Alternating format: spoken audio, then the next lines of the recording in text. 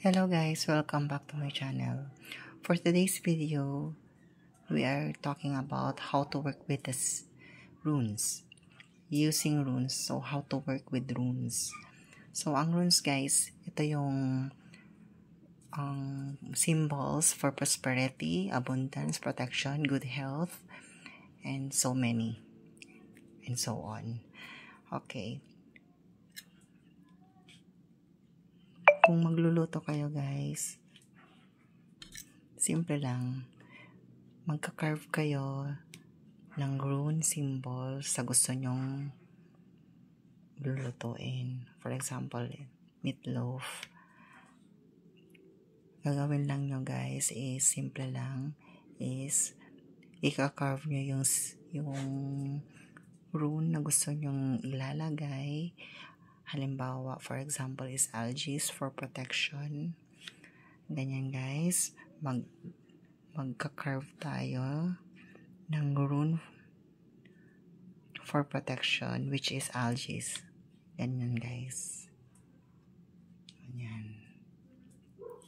At kung gusto naman ninyo ng prosperity and abundance, fehu symbol,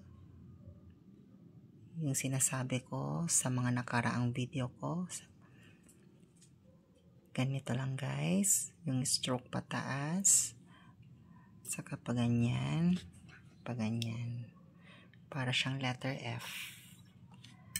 And then guys, marami pang different kinds of runes pa kayong malalaman sa mga susunod nating